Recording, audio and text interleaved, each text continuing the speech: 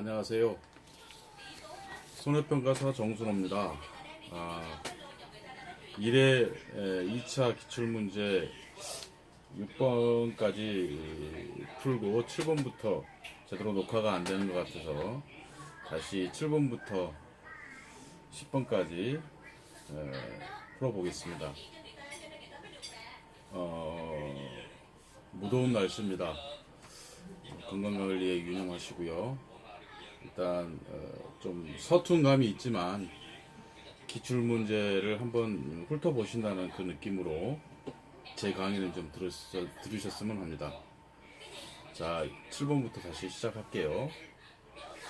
다음 상품에 해당하는 보장 방식을 보기에서 모두 선택하고 보장 종료일을 예와 같이 서술하시오 해가지고 양파를 예를 들었습니다. 수확 감소 보장, 그 다음에 경작 불능 보장.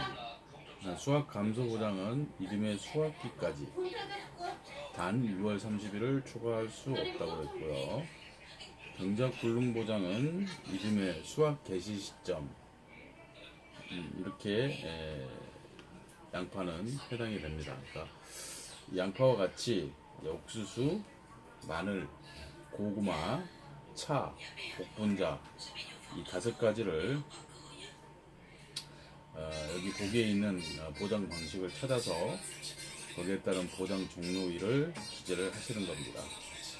이게 보통 한 문제당 3점 배점 정도로 되는 것 같습니다. 옥수수 한 품종당 옥수수, 마늘, 고구마, 차, 복분자. 자, 그러면 자, 이제 옥수수부터 해볼까요? 옥수수.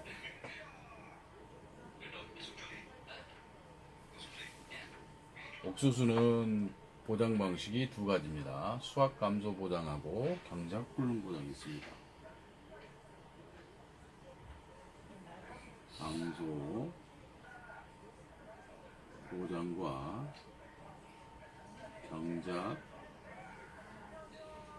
불능 보장이 있습니다. 자, 수확 감소는 수확기 종료 시점. 수확기 종료 시점. 단 9월 30일을 초과 불가로 되어 있어요. 초과할 수 없다는 거죠. 그 다음에 경작 불능은 수확 개시 시점입니다.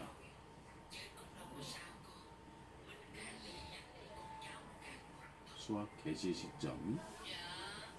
이게 옥수수고, 그 다음에 마늘이 있습니다.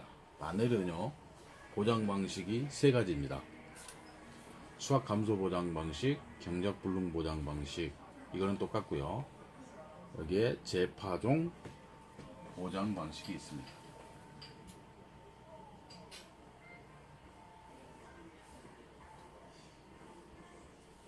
여기는 옥수수가 아니고 마늘이고요.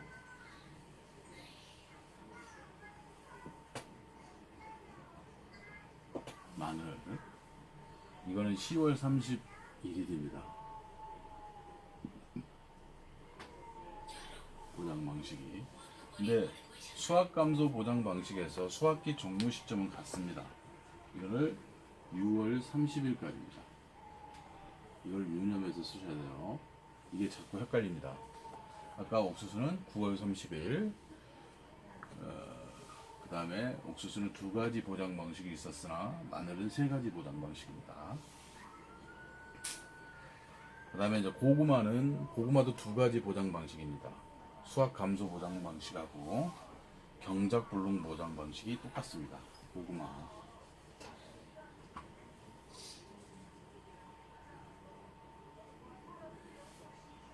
고구마는 재파종 보장 방식은 없습니다.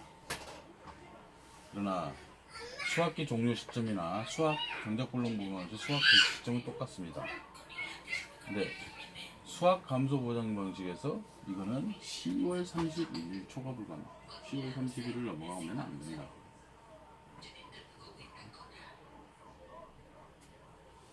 30일 초과보다. 아까 옥수수는 9월 30일, 그 다음에 마늘은 6월 30일, 고구마는 10월 30일입니다. 그 다음에 차는 한 가지 보장 방식입니다. 수확 감소 보장 방식입니다. 차, 보석 녹차. 이거는 수확 감소 보장 방식. 여기에 최초로 수확하는 해차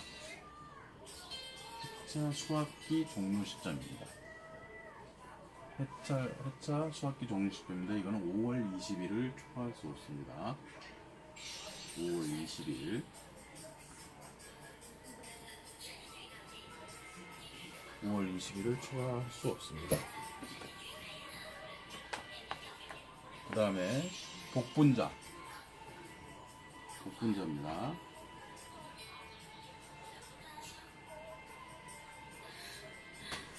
복분자는 수확 감소 보장 방식은 없습니다.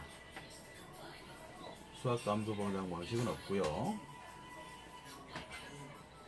경작 불능 보장 방식이 있습니다.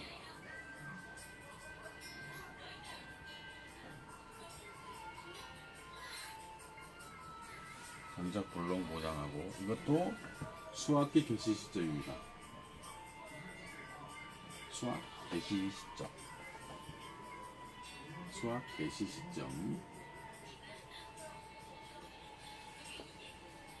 또 어떤 때는 수확기 개시 시점 뭐 이런 식으로 되어 있는데요. 뭐 상관은 없습니다만은 책에 있는 대로 답안을 작성해 주셨으면 합니다. 오류가 있다 하더라도 그게 이제 예를 들어서 뭐 수정이 돼서 나오면 상관이 없는데, 수정이 안 되어 있을 경우에는 책에 있는, 그러니까 수험서에 있는 그대로의 내용을 답안에 적으시면 됩니다. 틀렸다 할지라도요. 그거는 뭐 제가 어떻게 말씀을 드릴 수 있는 입장이 못 되기 때문에, 물론 틀린 부분이 있으면 당연히 수정해서 저기를 뭐 답안을 구성해야 되는 것이 맞습니다만은, 일단은 수험서이기 때문에 수험서에 있는 내용 그대로 작성을 하셔야 된다는 것이 제 지론입니다. 그 다음에 과실 손해 보장 방식이 있습니다. 복분자는 과실 손해 보장 방식이 있어요. 아까 마늘은 재파종 보장 방식이 있었듯이, 복분자는 과실 손해 보장 방식이 있습니다. 참, 이거는 두 가지 방식으로 또 나눠져요. Y년 5월 31일, Y 플러스 1년에 5월 31일, 아니, 5월 31일 이전, 31일 이전인 경우에는 수정 완료 시점입니다. 수정 완료 시점.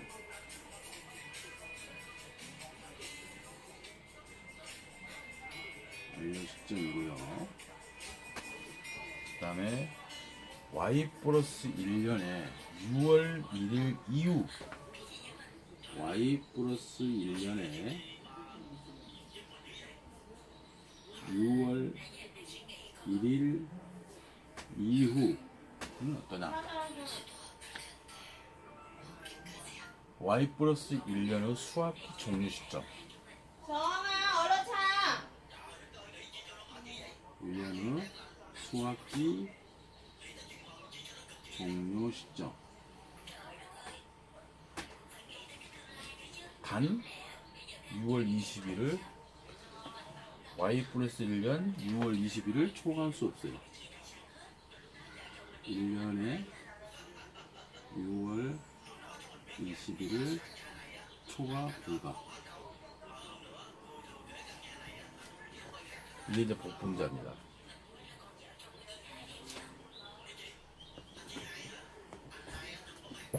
자, 7번은 이렇게 되어 있습니다. 자, 이제 8번은 종합위원 방식 원회시설 업무 방법에서 정하는 장가율에 관하여 서술하시오. 장가율. 그러니까 이 종합위원 방식 원예시설 업무 방법서에 장가율이라는 용어가 나옵니다. 설명이 나오죠. 그 장가율에 대한 설명을 서술하시오라고 되어 있습니다. 관하여. 그러면 세 가지로 나옵니다. 세 가지가 자, 장가율.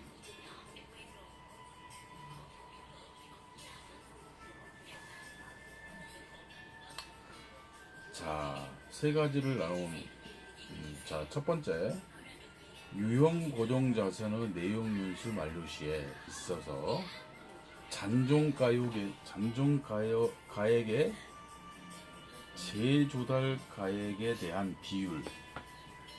그러니까 잔가율이라는 것은 잔존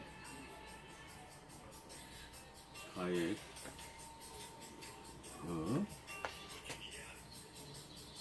재조달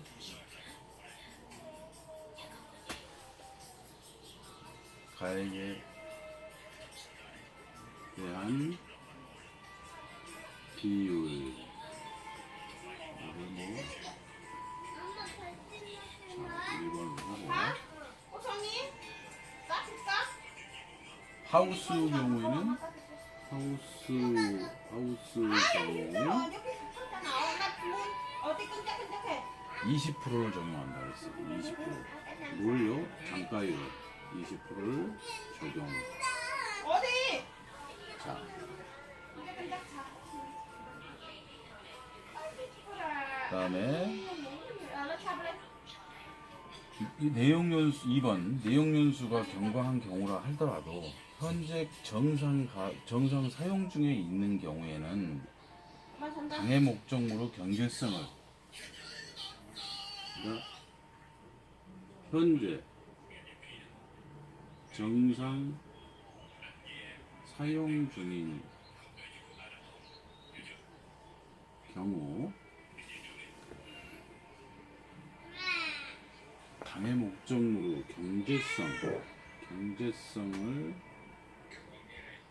고려 최대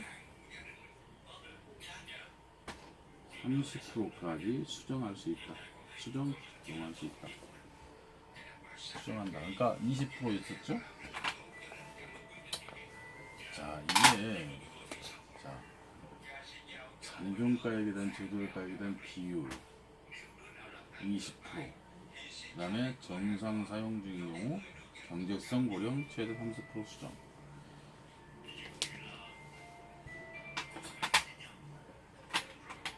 뭐 업무 방법서를 보시면 수험서를 보시면 뭐 내용은 다 나와 있으니까 정확히 쓰시고 이게 이제 아마 세 가지로 해서 이거 세 번째는 그러면 고정식 하우스 경우에는 보험 가입 전 5년 이내 구조체의 보험 가입 전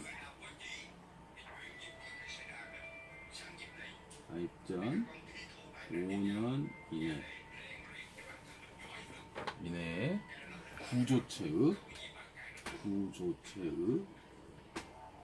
20% 이상 뭘 했을 때 교체를 하여 교체하는 대보수가 이루어진 경우 대보수한 경우에는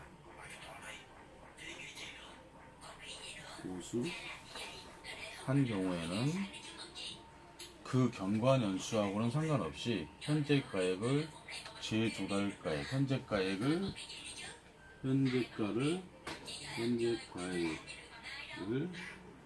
재조달 가액의 50%까지 수정하여 평가한다. 여기도 뭐 보험 가입전 이건 고정식 하우스의 경우에 얘기를 하는 거고요. 구조체 20% 이상 대보수 현재가액 제도가액 50%까지 수정. 그러니까 어떻게 보면 키워드가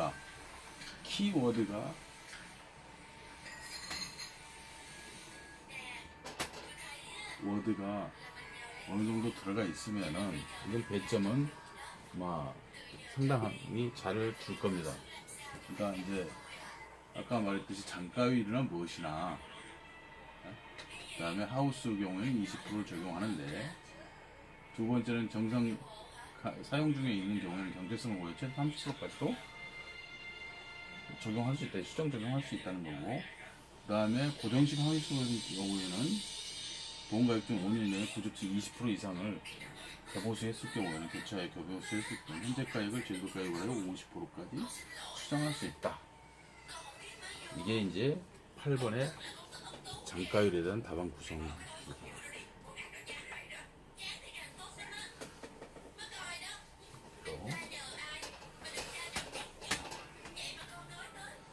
자, 이제 9번. 농작물 재보험 업무 방법에서 정하는 적과전 종합 위험 방식의 보상하지 않는 손해에 관하여 서술하십시오. 그러니까 적과전 종합 위험 방식. 전 위험 방식에 보상하지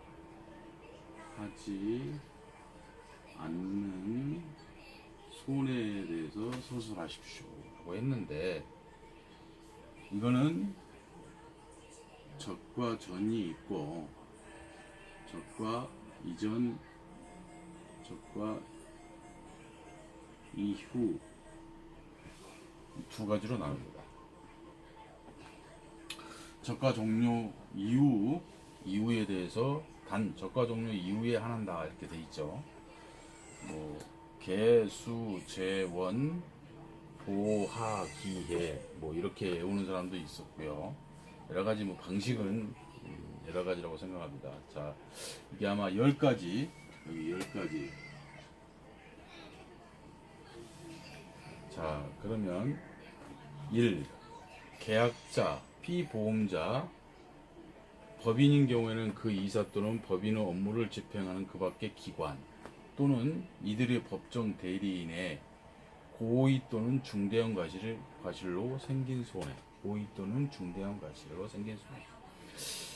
계약자, 피보험자는 법인인 경우에는 그 이사 또는 법인의 업무를 집행하는 그 밖의 기관, 이들의 법정 대리인이 고의 또는 중대형 과실로 생긴 손해. 이게 이제 첫 번째 해당이 되는 거고요. 보상하지 않는 손해. 두 번째, 수확기에 계약자 또는 피보험자의 고의 또는 중대한 과실로 수확하지 못하여 발생한 손해. 수확기에 계약자 또는 피보험자의 고의 또는 중대한 과실로 인해서 수확하지 못함으로써 발생하는 손해. 이거는 보상하지 않는다는 거죠. 자, 3번. 제초 작업, 시비 관리 등 통상적인 영농 활동을 하지 않아 발생한 손해. 통상적으로 영농 활동을 해야 되는데 내비둬 버리는 거예요. 이거는 보상하지 않습니다. 통상적으로 할 수 있는 영농 활동을 해야 돼요. 제초 작업이라든지 뭐 시비 관리라든지 뭐 이런 것들은 기본적인 관계, 이건 통상적인 영농 활동을 해야 보상을 받을 수 있지, 하지 않았을 경우에는 보상하지 않는다는 거죠.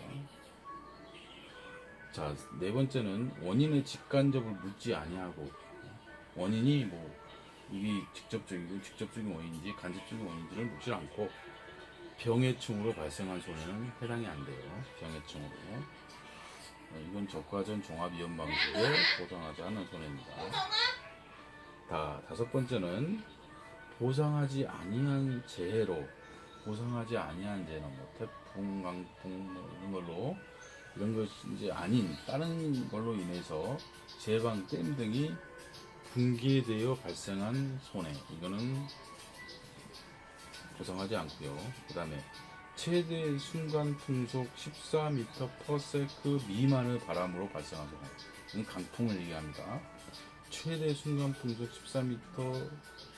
14m/s 미만, 퍼센트 이상인 경우에는 강풍 바람으로 발생한 손해에 해당이 되는 거고, 미만인 경우에는 그 바람으로 발생한 손해는 보상하지 않는다는 거죠. 자, 보상 일곱 번째는 보상하는 자연재해로 인하여 발생한 동록, 동록은 과실에 발생하는 검은 반점의 병을 동록이라고 합니다. 등의 간접 손해. 자, 8번째, 상기에 보상하는 손해에 해당하지 않는 재해로 발생하는 손해. 자, 9번째, 저장한 과실에서 나타나는 손해. 저장을 하고 있는데 거기에 나타나는 과실에서 나타나는 손해. 이거는 보상하지 않는다는 거죠. 그 다음에 10번째는 저장성 약화, 과실 경도 약화 등 육안으로 판별할 수 없는 것. 이거는 보상하지는 않습니다. 자, 이제 1회 2차 1과목 기출문제의 마지막 10번 문제를 풀어보겠습니다. 이거 10번은 또 사례 문제입니다. 이거는 이제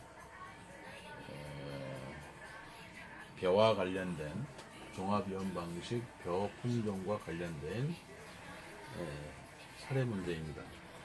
인수 여부에 대해서 가능 여부에 대해서 해당 사유를 서술하시오.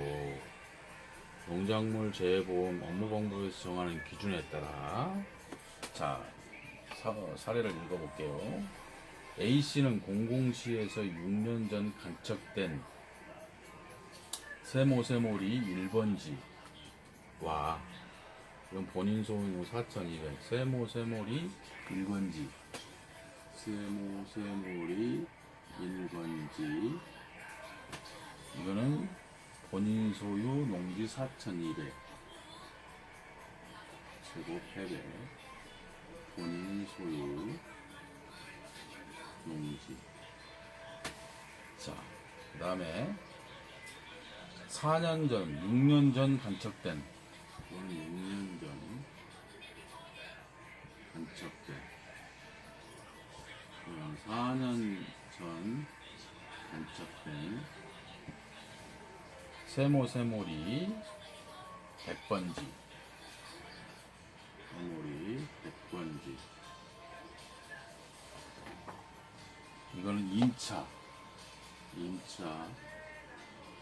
한 농지이고 1000제곱미터.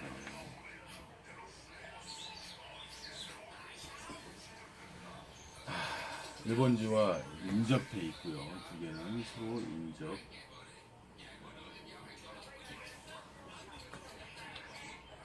벼를 경작해요. 품종은 벼. 자, 최근 3년 연속 공공시에 집중호우가 내려 호우경보가 발령되었고, 호우경보 발령. A씨가 경작하고 있는 농지 1번지, 100번지에도 매년 침수 피해가 발생했어요. 그 다음에 이에 A씨는 농작물 재해보험에 가입하고자 가입 금액을 산출한 결과 세모세모리 1번지 농지는 180만원 가입 금액 180만원. 그 다음에 세모리 100번지 농지는 50만원 산출됐어요. 가입 금액 50만원.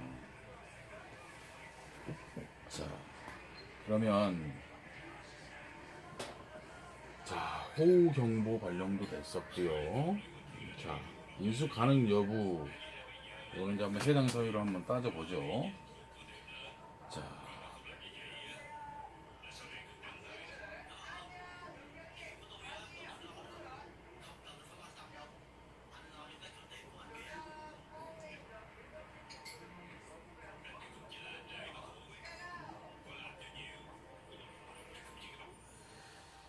자, 그러면 보험 가입 자격 측면에서 보자고 하면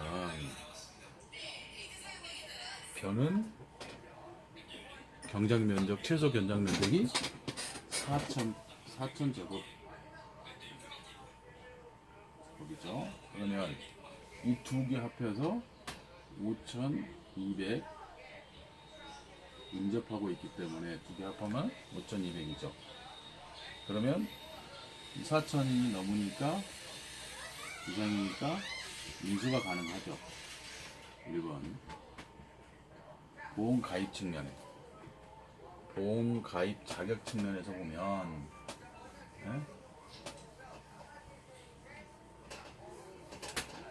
자, 인수가 가능하죠. 그 다음에 계약 인수 단위 측면에서 보면 1번지에서 180만원, 180만원, 그 다음에 100번지에서 50만원으로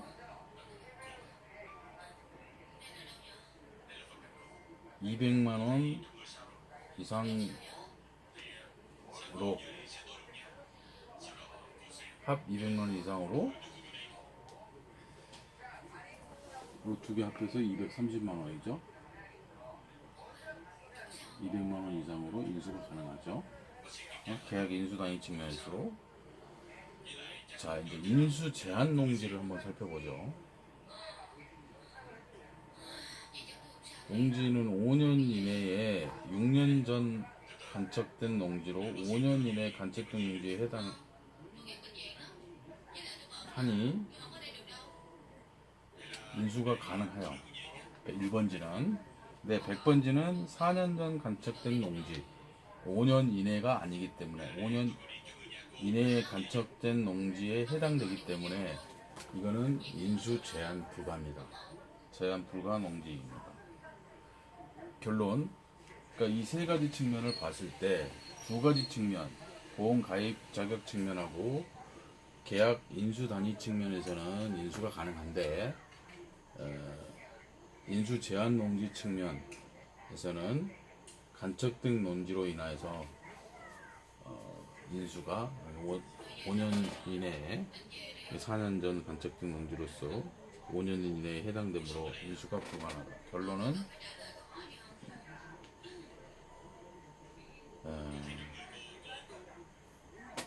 공공지 100번지와 4년 이내에 간척된 농지로 인해서 인수가 불가능한 걸로 인수 여부는 불가능이다.